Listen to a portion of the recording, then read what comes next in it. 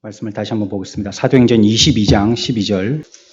우리 다 같이 한번 13절까지 같이 했습니다. 시작.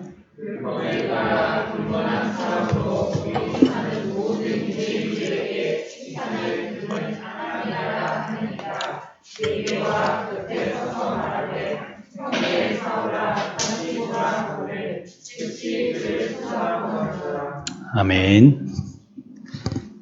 지난주 중에 제가 읽었던 시집이 하나 있습니다. 그 가운데에 여러분들 잘 아시는 용혜원 시인이라는 수녀시죠. 그분의 시가 있는데 그 가운데 세상에서 가장 아름다운 말을 하는 사람들이라는 시가 있어 제가 기억되어서 여러분들과 함께 은혜를 나누고 싶습니다. 할 수 있습니다 라고 말하는 긍정적인 사람, 제가 하겠습니다 라고 말하는 능동적인 사람, 고맙습니다 라고 말하는 감사할 줄 아는 사람, 이 순간 할 일이 무엇일까 생각하며 일을 찾아하는 사람, 무엇이든 도와드리겠습니다 라고 말하는 적극적인 사람, 참 좋은 말입니다 라고 말하는 수용적인 사람, 기꺼이 해드리겠습니다 라고 말하는 헌신적인 사람, 도울 일은 없습니까? 라고 묻는 여유 있는 사람, 잘못된 것을 고치겠습니다 라고 말하는 겸허한 사람, 이렇게 하면 어떨까요? 라고 말하는 협조적인 사람. 시 내용의 전부입니다. 이 시를 한마디로 얘기해 본다면 저는 그렇게 느꼈습니다. 하려고 하는 사람. 자기가 어떤 일을 필용적으로 시켜서 하는 사람이 아니라 내가 먼저 그 일은 이렇게 하면 어떨까요? 라고 생각하면서 그 일을 적극적으로 대하는 하려고 하는 사람에 대한 내용인 것 같습니다. 성경의 인물 중에서 누가 이렇게 하려고 할까? 어떤 일들을 갖다가 적극적으로 하려고 하는 사람이 누구일까 생각해 보다가요. 저는 삭개오라는 사람을 생각해 봤습니다. 누가복음 19장에 나오는 말씀입니다. 여리고의 세리장입니다. 그 사람은 세금을 징수하는 사람이죠. 그래서 막대한 세금을 걷어서요. 부정을 축제하는 그러한 대명사의 직업 가운데 하나가 세리였었습니다. 하지만 그 사람은 물질적으로는 풍요로울지 모르지만 영혼은 고독을 느끼면서요. 삶의 보람 같은 거는 상실해버렸죠.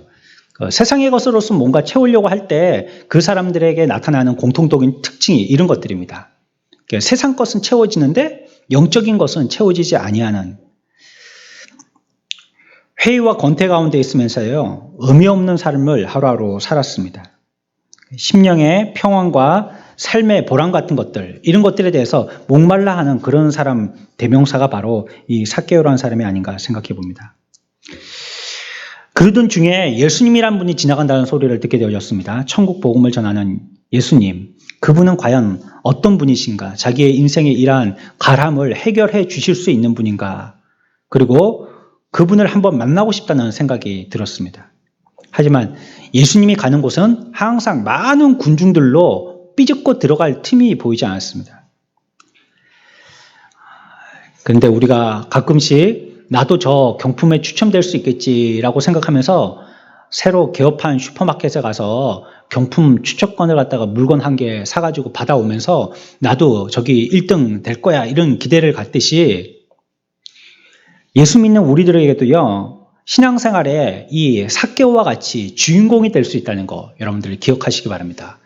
나는 항상 성경에 있는 주인공을 둘러싸고 구경하는 객꾼들처럼 스스로는 구경하는, 관망하는 관객들처럼만 생각하지만 삭개오처럼 우리들도 그 삶에 언제든지 주인공이 될 수 있는 것이에요. 삭개오는 간절함을 갖고 있었거든요. 하지만 자기의 삶에서는 그가 곧 닥치게 되어질 현실적인 주인공이 될 것이라는 것을 기대하지는 않았던 것 같습니다. 마음문을 열어놓고 자기 마음속에 있는 것들을 다 얘기하여서 그 답답함을 해결해 줄 수 있을 만한 누가 그런 사람이 없는가를 찾고 있었지만 주변에는 그런 사람이 썩 나타나지 않았습니다. 근데 이제 믿을 수 없는 일이 생긴 것입니다. 그렇게 자기가 만나고 싶고 많은 사람들, 그 군중들의 관망의 대상이었던 또 그분에게는 뭔가 가면 문제가 해결되어진다는, 그래서 많은 사람들이 그분 앞에 나가려고 했던 그분을 자기가 만날 수 있는 기회를 생기게 된 것입니다. 오늘 또 저희 여러분들 예수님께서 만나 주신 줄 믿으시기 바랍니다. 내 속에 누구에게도 털어놓을 수 없는 어떤 슬픔이나 외로움, 또 힘든 일들, 속상한 일들, 이런 일들, 또 뭐 무시당하는 일이라든지 뭐 피곤한 일이라든지 여러 가지 일들이 있겠지만, 이런 일들에 대해서 나는 얘기하고 싶은데 나에게 누군가 들어줄 사람은 없어, 이렇게 느껴지지만 주님은 삭개오처럼 우리의 음성을 듣기를 원하신다는 거예요. 그리고 나를 독대해 주신다는 거예요. 마태복음 11장 28절에서도 그렇게 말씀하시죠. 수고하고 무거운 짐진 자들아 다 내게로 오라. 내가 너희를 쉬게 하리라 라고 말씀하고 있습니다. 주님 앞에 가면 주님이 만나 주시겠다는 말씀입니다. 사람들은 오해하기도 하죠. 말하면 어떨 때는요, 말하고 나서 뒤돌아서면서 아유 내가 괜히 얘기했다 이렇게 싶을 때도 있어요. 그렇게 만나고 싶었던 사람인데요. 예전에 제가 그랬던 기억이 납니다. 어렸을 때입니다. 엄청나게 어렸을 때, 초등학교 때. 그때 제가 어디로 이사 가가지고요, 한동안 그 친한 친구를 못 만나다가 다시 그곳에 갈 일이 생겨가지고 부모님 손에 이끌려서 그곳에 갔다가 그 동네에서 그 친구를 다시 만나게 됐어요. 굉장히 수년 만에 만나게 된 거죠. 뭐 어린 초등학생 때여서 그런지 모르겠지만 굉장히 쑥스럽기도 하고요. 오랜만에 만나니까 매일처럼 만나서 뭐 거의 학교 마치면 하루 종일을 같이 놀다시피 했던 그런 친구였었는데, 오랜만에 만나니까요, 뭐 할 말이 없는 거예요. 뭐 잘 있었나 이러고 나니까 그다음부터는 뭐 별 할 말이 없어요. 뭘 얘기해야 될지, 뭘 물어봐야 될지. 저도 어색하고 나도 어색하고 서로 그렇게 껌뻑껌뻑 눈만 쳐다보고 그렇게 어색하게 있다가 그렇게 뭐 대충 뭐 인사 마감하고 그래 서로 헤어졌던 기억이 있습니다. 우리들도 사람들을 만나면요, 사람들과 뭐 이렇게 살가분 이런 얘기를 갖다가 잘하고 그래갖고 내 모든 문제들도 그 사람의 얘기를 통해서 다 해결받고, 그 사람도 나한테 얘기하면 그 사람이 갖고 있던 숙제를 다 풀어낼 것 같고 이렇지만, 그렇지 못할 때가 많은 것이 사람과의 관계인 것 같아요. 하지만 주님은 다 아시고요, 나를 찾아와 주셔서 나와 동감해 주신다라고 마태복음에서는 얘기하고 있는 것이에요. 이사야 57장 18절에요. 내가 그 길을 보았은즉 그를 고쳐줄 것이다 라고 말씀하십니다. 우리의 마음의 패악한 길을 보아서 우리의 마음을 고쳐주시겠다는 것입니다. 그분이 고쳐주시겠다는 거예요. 이사야 66장 13절에는 어미가 자식을 위로함 같이 내가 너희를 위로할 것인즉 이라고 말씀하십니다. 그러니까 주님이 우리를 만나주셔서 내 삶의 주인공이 되어주셔서 우리의 모든 이와 같은 어려움들에 대한 위로자가 되어주시겠다라고 말씀하시는 거예요. 위로는요, 말 들어준다고 거기 가서 같이 앉아서 맞장구 쳐준다고 되는 게 아닙니다. 어떨 때는 그 사람이 그렇게 얘기하는 게 오히려 그냥 반대의 마음이 들 수도 있어요. 그런데 주님은 참 우리의 위로자가 되어주신다라고 말씀하고 있습니다. 우리의 빈 공간의 마음에, 허한 마음에 정말로 영적인 위안이 필요한 그 마음에 위로자가 되어주시겠다라고 얘기하고 있어요. 삭개오가 예수님을 만나서 자신의 모든 이러한 문제들에 대해서 위로받고 치유받을 수 있었던 것인데요. 그러나 이것이 예수 그리스도께서 삭개오를 나와서 만나주시는 주님의 놀라운 능력과 계획도 필요하였지만 또 한 가지 그에게 필요했던 것이 있죠. 앞에서 우리가 시에서 읽었던 것처럼요, 하고 싶어하는 마음이 있었기 때문이에요. 주님을 만나고 싶은 마음이 있었기 때문이에요. 삭개오는 예수님을 만나기 위해서요, 자신의 처지를 비관하고 앉아있지만 않았습니다. 만나고 싶은데 나 어떻게 하지? 아유 안 되네 하고 그냥 죽치고 앉아있지만은 않았다는 것이에요. 어떻게 했어요? 사람을 헤집고 들어갔어요. 사람들이 운집해 있는데 구름처럼 가득 둘러쳐 있는데 그때 사람들 사이를 막 파고 들어간 거예요. 아이들이라면 그런 거 가능하겠죠. 요즘은 뭐 다들 자가용으로 다니시니까 그런 거 경험하시기 힘드시지만 우리 학생들은 학교 버스 타고 다니는 학생들은요, 그런 거 매번마다 경험할 겁니다. 저 뒤에 보니까 공간이 있다 싶으면 앞에 있다가 막 뒤로 들어가라 기사가 자꾸 얘기할 때 거기 서 있지 못하고요, 안으로 자꾸 삐죽고 들어가는데 그게 굉장히 미안하잖아요. 그래서 미안하니까 들어가다가 말게 되는 거예요. 그러니까 뒷자리는 텅텅 비었는데 앞자리는 꽉 차가지고 막 숨쉴 틈도 없는 그런 모양이 만들어지는 거예요. 차 지나갈 때 보면 뒤에는 헐빈하게 비어 있거든요. 사람들 삐지고 들어가는 게 미안한 거예요. 그것도 애들 같으면 엄마가 애들을 먼저 앞장 세우잖아요. 버스 탈 때도 안으로 들어가라 그러면 그게 애들을 위한 것도 하지만 애들이 잘 빠져 들어가니까 그 물길 낸 뒤로 엄마가 따라 들어가려고 하는 거죠. 그러니까 쫙 들어가라 이렇게 하면 엄마가 싹 따라 들어가면 이제 길이 열려 있으니까 말이에요. 그러니까 어른들은 체면 때문에 그런 걸 잘 못하는 거예요. 어른들 막 사람들 어깨 삐주고 들어가가지고 고개를 내밀고 막 어깨를 띠밀고 이런 거 잘 못하는 거예요. 근데 오늘 삭개오는 그랬다는 것이에요. 그리고 자기의 명예나 지위나 나이나 위신 이런 거 잊어버리고요. 무슨 나무로 올라갔어요? 뽕나무로 올라갔어요. 뽕나무. 이게 오디라는 거예요. 우리나라에도 있죠. 오디라는 게 있는데 이게 왜 뽕나무냐면 이걸 먹으면 소화가 굉장히 잘 된대요. 소화가. 그래서 이걸 먹고 나면요. 방구가 뻥뻥 나온대요. 뭐 뽕나무 여기 오디 드셔보셨어요? 저는 맛있게 먹어보긴 했는데 방구는 그렇게 잘 안 나오던데 여하튼 뭐 그렇다는 뜻이 있나 봅니다. 그래서 그 나무 이름이 뽕나무 이렇게 좀 웃긴 이름이죠. 여기에 올라갔어요.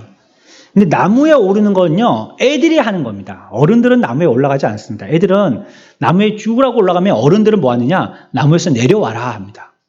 애들은 올라가고 어른들은 내려와라. 이게 보통의 어린이와 어른의 차이죠. 근데 여기 삭개오는 세리였지만 세리의 일을 맡는 그런 어른이었지만요 분별력 있는 사람이었지만 그래도 나무 위에 올라갔어요. 지긋한 나이에도 불구하고요 자기의 지위를 다 내려놓고 아이들처럼 행동하면서 사람들의 손가락질 감수하면서요 예수님을 보겠다는 생각을 가지고 나간 겁니다. 하려고 하는 마음이에요. 예수님을 보려고 하는 마음이에요. 적극적인 마음의 태도인 것이죠. 삭개오는요 복음을 받아들일 때도 적극적이었습니다. 19장 9절에 보면 주여 보시옵소서 내 소유의 절반을 가난한 사람들에게 주겠사오며 만일 이것을 토색한 것이 있으면 배나 갚겠나이다 라고 했어요. 토색이란 말은 강제로 뺏은 거거든요. 그걸 갖다가 토색이라고 얘기합니다. 그러니까 내가 만약에 그렇게 다른 사람들에게 악하게 한 것이 있으면 내가 2배로 갚겠다는 거예요. 그러니까 주님의 일을 하는 데 대해서도 복음을 받아들이는 데 대해서도 그냥 뭐 아이고 그래 주님 주시는 은혜가 감사합니다 하고 그냥 대충 얼버무리고 지나간 게 아니고 주님의 일을 할 때도 아주 적극적으로 임했다는 겁니다. 아주 하고 싶어서 그 일에 나도 한 수 둔다는 생각을 가지고 같이 조력한다는 생각 가지고 그렇게 임했다는 것이에요. 마태복음 6장 21절에 뭐라고 얘기합니까? 내 보물 있는 그곳에 내 마음도 있느니라 라고 얘기하고 있죠. 내 보물이 있는 곳에 마음도 같이 가는 거예요. 그러니까 지금 삭개오가 자기가 토색한 거에 2배나 갚겠다는 것은 그만큼이나 삭개오의 마음이 훨씬 있다는 겁니다. 그렇기 때문에 그 물질을 그렇게나 갚아내겠다. 그러면서도 주님을 따르겠다는 마음을 가질 수 있었던 것입니다. 삭개오는요 자기 마음을 고쳐먹기로 작심한 겁니다. 이제 난 이런 삶을 살지 않겠다. 이런 태도로 살지 않겠다라고 마음에 작심을 한 것입니다. 이전까지는 오직 돈만을 생각했죠.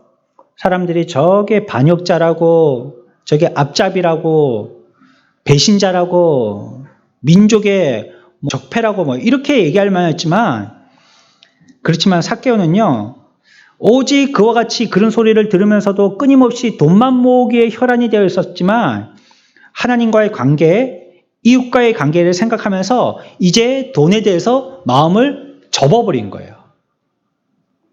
뭐 물론 그가 이전까지도 그와 같이 2배나 갚을 정도로 물질적으로 풍요했으니까 2배로 갚겠다라고 했겠지만요.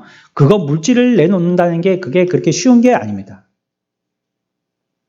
사람들은 물질에 대해서 한번 가지기 시작하면요. 자기에게 그게 썩 언제 어떻게 필요할지도 모르면서도요. 더 갖기를 원해요. 참 이상하죠? 다른 사람들이 보기에는 야, 저 사람이 10억이나 갖고 있어? 여기 10억 있는 분 계세요? 10억? 한 뭐 20억 있는 분 있으십니까? 그 정도 만약에 누가 있다면 우리가 생각할 때 야, 저 사람은 평생 먹고 살겠네.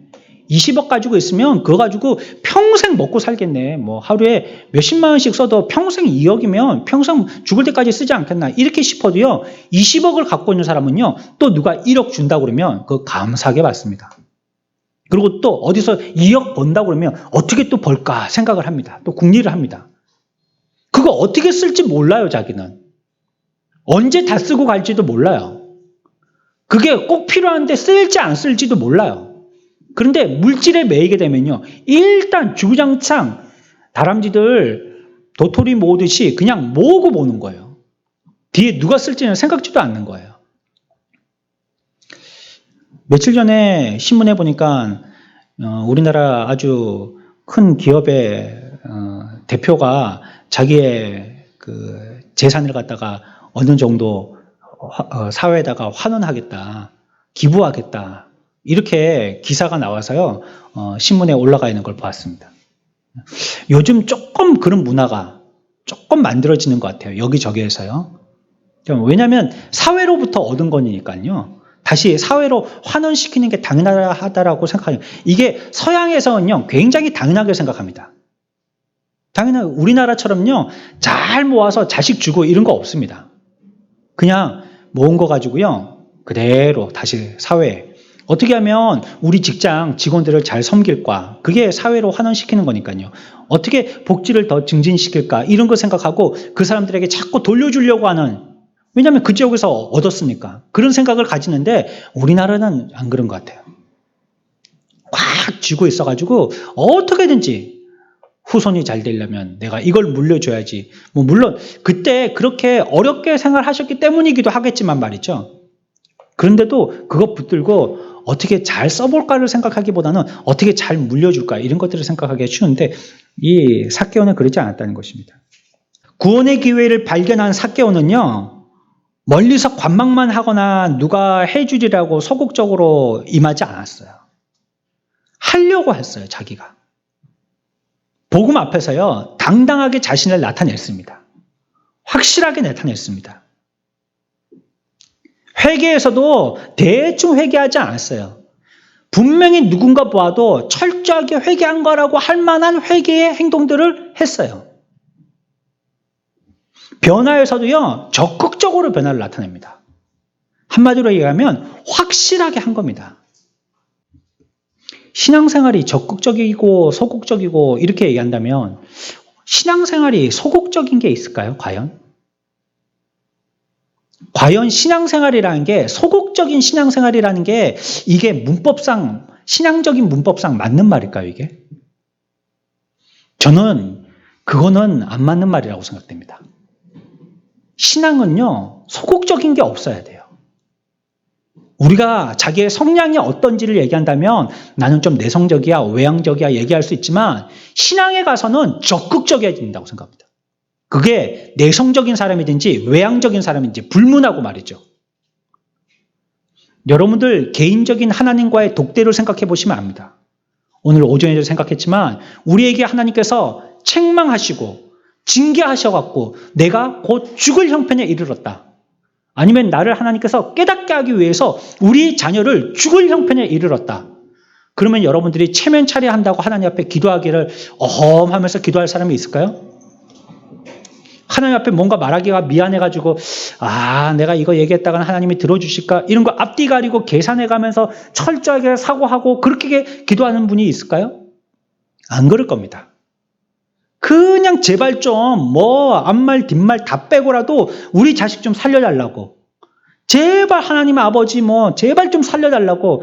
그래 하나님이 바지가 보인다면 그 바지가랑이라도 붙들고 싶은 심정으로 그렇게 간절하게 기도할 겁니다. 그것은 곧 우리가 신앙생활 할 때에 우리의 성향과는 관계없다는 거예요. 하나님 앞에 나아가는 것이. 적극적인 신앙이어야 하는 거예요. 하고 싶은 신앙이어야 하는 거예요. 소극적이라 한다면요. 자기의 신앙에서는 그거는 이미 신앙에 못 미친 겁니다. 신앙에 미치지 못한 것입니다. 우리는 대대로 점잖은 것, 또 사양하는 것, 이런 것들을 미덕으로 삼았습니다. 우리나라는 그런 게 있대잖아요. 3번까지는 권해야 된다고, 3번까지는. 같이 와서 식사 한 그릇 하시죠. 그러면 보통 사람들은 뭐랍니까? 됐다고. 또 한 번은. 됐다고. 3번 정도 물어야 된다는 거예요. 그때까지는 전부 다 괜찮다는 거예요.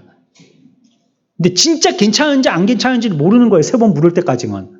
어떤 사람은 한 번만 묻고 말았다고 서운해하는 사람도 있으니까요. 이런 것들을 우리는 미덕으로 삼았거든요. 그래서 앞에 나가서 하는 사람을 갖다가 별난 사람이라고 생각하고요. 전부 다 앞서 나가려고 하지 않았습니다. 그리고 그렇게 하는 사람은 상놈 취급했습니다. 그리고 우리는 그냥 뒤에서 양반처럼 가만히 앉아 있어야 된다라고 그렇게 생각을 했었어요. 강 건너 불구경 하듯이 그렇게 할 때 그것이 양반에 맞는 신앙생활이라고 이렇게 생각했어요.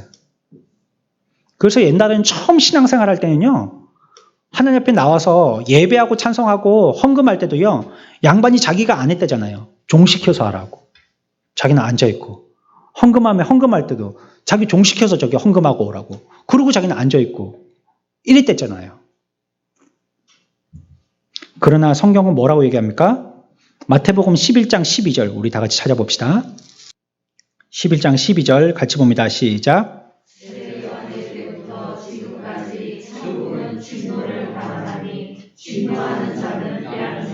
아멘. 그래서 우리가 알고 있는 명제는 이것입니다. 천국은 침노하는 자의 것이다. 는 것입니다. 천국은 침노하는 자의 것이다. 우리가 옛날 사상과 같이 유교적인 기독교를 배웠을 때에 양반과 같이 이렇게 뒷짐지고 앉아있는 것이 신앙생활이라고 얘기하지 않는다는 거예요. 신앙생활 하려면 쌍놈처럼 해야 된다는 거예요. 양반 쌍놈, 이게 요즘 시대에 맞지도 않는 말이지만 그렇게 열심히 해야 된다는 말입니다. 침노해야지 빼앗은 자의 것이 된다는 거예요. 그러면 가만히 앉아있으면 자기 거는 아무것도 안 되는 것입니다. 여러분들 아시죠? 이스라엘 민족들이 광야 40년 생활하다가요, 가나안 땅에 들어갔습니다. 그래서 지파별로 분배를 받습니다. 여호수아를 통해 가지고 이쪽 땅 어느 지파, 이쪽 땅 어느 다 분배받았습니다. 그런데 그게 넓은 지역이죠. 어떤 좁은 저 산지나 구렁 이런 데는 몇 군데가 점령하지 않은 데가 있어요. 오지나 이런 데가 점령 안 된 데가 있었어요. 그런데 거기를 빨리 가서 점령하고 지파별로 자기의 땅으로 삼아야 되는데 안 하는 거예요. 안 해. 왜냐하면 일단 큰 땅덩어리는 자기께 됐으니까 작은 땅이나 저 외진데 이런 데는 별로 눈에 안 들어오는 거예요. 그게. 전부 점령해야 되는데. 그러니까 그걸 갖다가 내버려 두는 겁니다. 그래서 나중에요, 여호수아에게 혼이 납니다. 하나님이 주신 땅을 귀히 생각하지 아니하고 빨리 지파로서 가갖고 자기에게 분배된 땅을 자기의 소유로 삼아야 될 텐데 그걸 느적느적하고 미룬다고 나중에 여호수아에게 혼이 납니다. 우리들이 구원은 받지만요, 우리가 신앙생활 하는 거는 또 따로 열심히 해야 되잖아요. 구원받았다고 우리가 그냥 관에 가갖고 누워갖고 있으면 되겠어요? 내 죽을 날만 기다리고 있으면 되겠어요? 구원은 받았지만 우리로서 또 열심히 해야 될 일이 있는 것입니다. 천국은요, 빼앗는 자의 것이라는 거예요. 열심으로 자기가 하고 싶은 마음을 가지고 해야 된다라고 얘기하고 있는 것입니다. 뒷전에 앉아있어서만은요, 성장할 수 없습니다. 지금은 우리 집에 어항에 물고기가 한 마리만 살아있어요. 그것도 청소시키려고 사온 청소 물고기.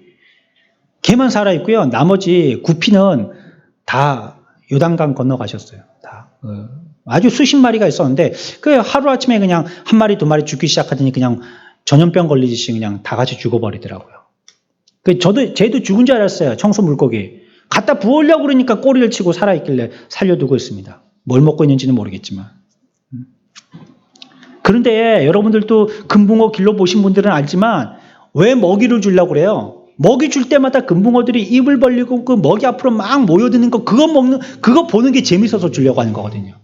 그래서 금붕어는 조금만 주고 말아야 되거든요, 밥을. 근데 재밌으니까 자꾸 주는 거예요. 우리 집에도 지금 그 고슴도치가 있는데 걔도 밥을 많이 먹으면 안 된대요. 우리 애가 키우고 있는데 많이 주면 안 된다는 거예요. 딱 적당 양만 주고 말아야 된다는 거예요. 근데 보면 막 아작아작 깨먹는 게 예쁘거든요. 씹어 먹는 게. 그것도 막 킁킁거리면서 막 한 곳에 모아서 주지 않고요. 이렇게 또 흩어서 줘야 된대요. 그래서 꼭 뭐 이렇게 들추어서 잡아서 먹는 것처럼 야생성을 조금 기르기 위해서라도 이렇게 흩어줘야 된다는 거예요. 그러면 막 톱밥 사이에 빠지고 저 구석에 들어가 있고 막 그다음 물그릇 밑에 막 들어가 있고 그러면 막 그거 코로 해죽고 다니면서 다 찾아 먹는 거거든요. 그러니까 먹었어요. 하루에 한 끼 먹으면 됐거든요. 근데 나중에 보면 또 킁킁거리고 얘가 또 시위를 해요. 밥 달라고. 뺑뺑이를 돌아요. 그러면 얼마나 시끄러운지 발톱 소리가 탁탁탁탁탁 나거든요. 꼭 밤에 그렇게 돌아다녀요, 걔는. 낮에는 자고 있다가. 그러면 또 밥을 주는 거예요. 시끄러우니까 좀 조용하라고. 그리고 또 먹는 거 보니까 예쁘니까 또 주는 거예요. 자꾸 주다 보니까 그런 애완용 이런 동물들은 살찌기가 쉬워요. 요즘에 뭐 반려동물이라고 이렇게 많이 부르죠. 그게 가족과 같은 개념이 돼버렸기 때문에. 그래서 뭐 개든지 고양이든지 이런 뭐 다른 고슴도치든지 아니면 이런 뭐 물고기든지 이런 것들도요 보면 집에서 기르는 짐승들은 거의 살찌는 경우들이 많아요. 그러니까 주인이 보기에 예쁘니까 자꾸 주는 거예요. 그런데 얘가 안 먹고요, 입 딱 닫고요, 거기에 딱 외면하고요, 집에 들어가서 나오지도 않고요. 그러면 주인이 쏙이 탈 겁니다. 밥을 갖다가 맛있는 간식을 주고 사람 먹지도 못하는 걸 갖다가 귀한 걸 주고 막 이래도 그걸 외면한다면 아마 주인도 마음이 조금씩 멀어지겠죠. 근데 막 좋다고 와서 먹고 막 완전히 그 밥그릇을 갖다가 개밥그릇 할 듯이 한다는 말처럼 정말로 깨끗하게 다 핥아 먹고 막 먹고 더 먹고 싶어가지고 주인을 막 따라다니고 그러면 주인이 더 주고 싶은 거잖아요. 우리 신앙생활도 그렇다고 생각해요. 우리도요, 하나님의 일을 할 때요, 하고 싶어서 해야 됩니다. 적극적으로 해야 됩니다. 하나님이 어떤 사람에게 구원의 기회들을 많이 주실까요?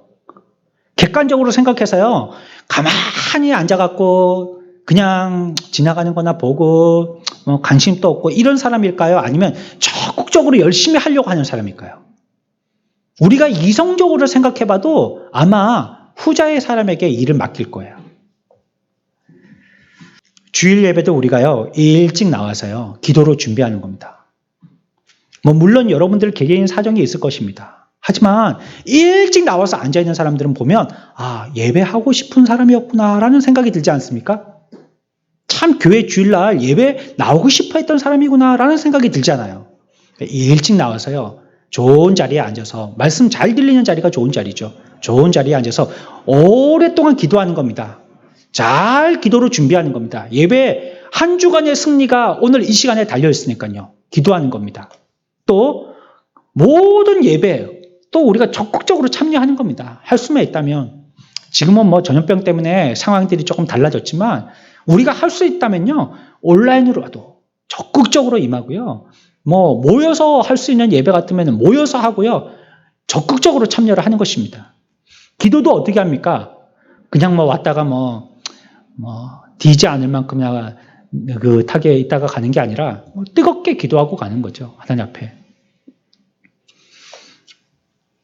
지난주에 또 우리 시험 쳤죠? 적극적으로 시험도 치고요. 그건 성적 잘 받았다고 여기다가 방을 붙여서 1등부터 10등까지 이름 걸고 그렇게 안 하잖아요. 그러나 그 교회 행사에 자기도 적극적으로 임하는 것입니다. 참여하고요. 봉사도 내가 할 게 없는지 물어보면서 찾아 하는 거예요. 교회에서는 대접받는 사람이요, 제일 작은 자입니다. 교회에서는요, 대접하는 사람이요, 제일 큰 자입니다. 그렇기 때문에 우리가 무엇인가를 자꾸 찾아서 그 일을 하려고 할 때 그 사람이 하나님의 집에서도 잘 쓰임받는 자가 되는 것이에요. 이렇게 할 때 신앙생활에 많은 유익을 얻을 수 있습니다. 물론 그렇지 않고 신앙생활을 할 수 있어요. 할 수 있어요. 그러나 이렇게 할 때 신앙생활에 많은 유익을 얻을 수 있습니다. 적극적으로 하려고 하는 마음을 가지고 할 때 그 신앙에 도움이 되는 것입니다. 그러면 뭔가 하나님께서 테스트 하십니다. 작은 거에서부터 조금 더 자꾸 테스트 하십니다. 그러면 나중에는 하나님께서 생명을 살리는 귀한 일에도 그 사람을 쓰시는 거예요. 오늘 말씀 또 다시 볼까요? 사도행전 22장입니다. 12절 말씀입니다. 바울이요, 이전까지는 예수 믿는 사람들 박해하는 사람이었잖아요. 정말로 도시락 싸가지고 다니면서 예수 믿는 사람이 있다 그러면 잡아다가 율법의 공에다 넘기고 아니면 그 자리에서 직결심판해서 돌로 쳐 죽이고 이런 아주 악독한 일을 하는 사람이었거든요. 그런데 이제 다메섹이라는 동네로 가는 길에서 주님을 만나게 됩니다. 그리고 그 영광의 빛을 보았을 때 그 눈이 멀게 되어져요. 그리고 이제 12절 말씀입니다. 그래서 이제 눈이 볼 수 없게 되어졌을 때의 얘기입니다. 율법에 따라 경건한 사람으로 거기 사는 모든 유대인들에게 칭찬을 듣는 아나니아라 하는 이가 내게 와 곁에 서서 말하되 형제 사울아 다시 보라 하거늘 즉시 그를 쳐다보았노라 라고 얘기합니다. 눈이 감겨져 있다가 이제 하나님께서 그 사람을 만나게 하셨거든요.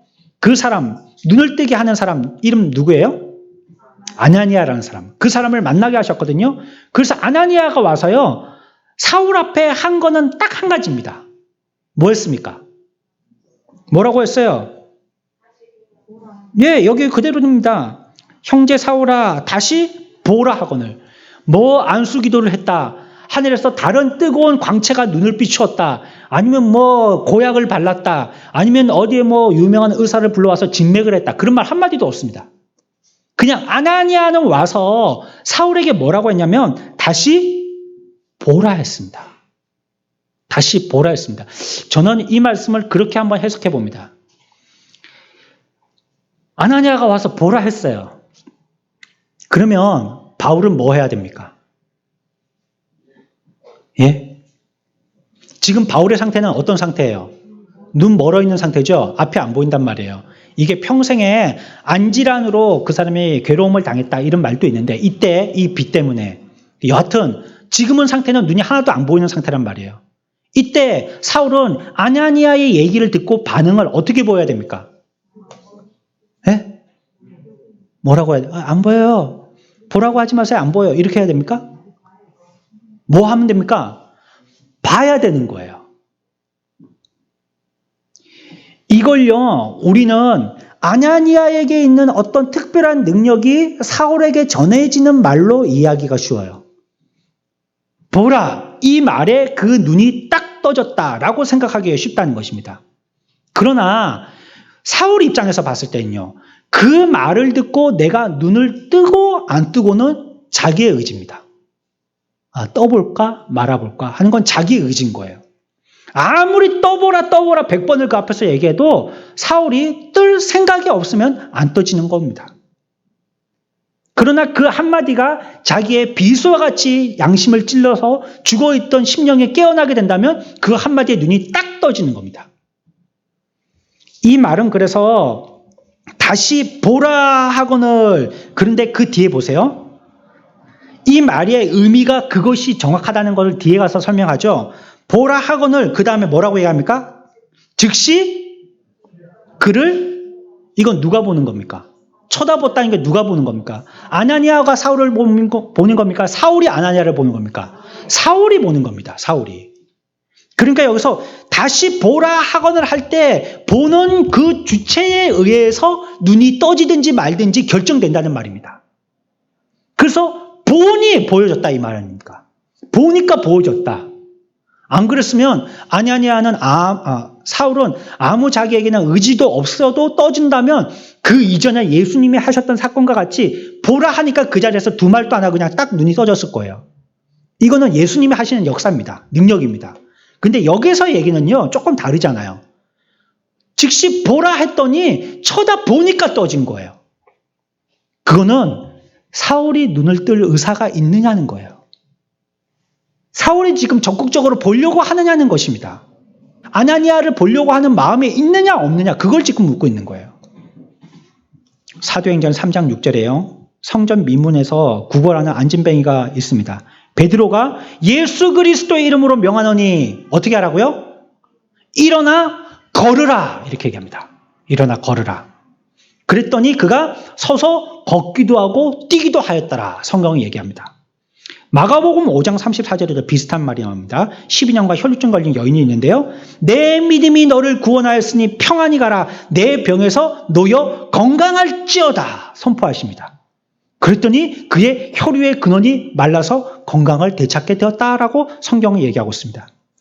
이 세 말씀이요, 우리가 금방 읽었던 사도행전 22장의 12절 말씀과 사도행전 3장의 6절에 성전 미문에 구걸을 하는 거지의 말씀과 마가복음 5장 34절에 12년간 혈루증 걸린 여인에 대한 말씀, 여기에 보면 그들이 예수님의 명령을 들어서 고침받았다라고 얘기하고 있어요. 근데 여기서 잊지 말아야 할 말들이 있습니다. 주의해야 할 말이 있습니다. 모두 사용된 동사가요, 다 능동형 동사라는 거예요.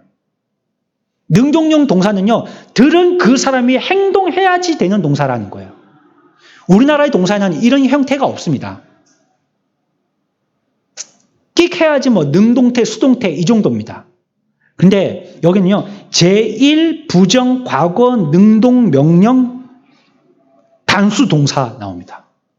자기가 열심히 해서 하려고 하는 마음을 가지고 자기 개인이 하나님 앞에 나아가는 동작을 얘기하는 겁니다.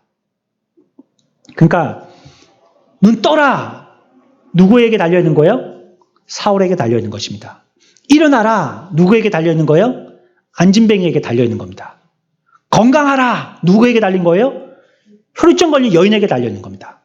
그 사람이 그 말씀을 듣고 믿음으로 반응하면 그렇게 되더라는 거예요. 그렇게 안 하고요. 되라 하면 그러면 돼야지 되는데 왜 안 되는 거예요? 눈 뜨라고 하는데 왜 눈 안 떠지는 거예요? 왜 일어나라 하는데 안 일어나지는 거예요? 왜 병이 안 낫는 거예요? 이러면 안 된 거예요. 그때 하면 되는 거예요. 베드로에게도 그랬잖아요. 예수님이. 와라. 네가 그렇게 내가 있는 바다가 걷고 싶으면 와라. 그래서 허락하시니까 발을 물 위에 딱 넣었는데 안 빠지고 걸어가는 거예요. 우리에게 보라고 명령하셔요. 또 우리에게 걸으라고 명령하실 때가 있어요. 또 우리에게 나으라고 말씀하실 때가 있어요. 그러면 자신도 보려고 해야 됩니다. 그러면 자기도 일어서려고 해야 돼요. 그러면 자기도 건강하려고 애를 써야 돼요. 그때 그 역사는 이루어지는 것입니다. 우리가 장로교회 교리 중에서 약점으로 갖고 있는 게요, 모든 것이 하나님의 은혜라고 생각하면서 자기는 아무것도 할 게 없다라고 생각하는 거예요. 그거는 구원의 방법적인 면이 할 게 없다는 겁니다. 구원의 방법이. 그러나 구원받고 난 다음에 우리의 믿음 생활은요, 할 게 꽉 찼습니다. 너무나도 할 게 많은 것입니다. 그래서 우리들에게 지속적으로 보라, 지속적으로 일어나라, 지속적으로 건강하라라고 말씀하시는 거예요. 우리가 적극적으로 문제에 믿음을 가지고 말씀대로 임할 때 그 일이 해결되어지는 것입니다.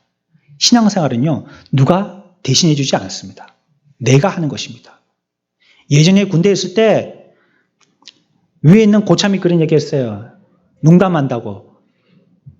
다 휴거받고 재림에 있을 때, 예수님이 재림해 갖고 다 휴거한다고 할 때, 그때 니하고 나하고 발 좀 묶어 놓자.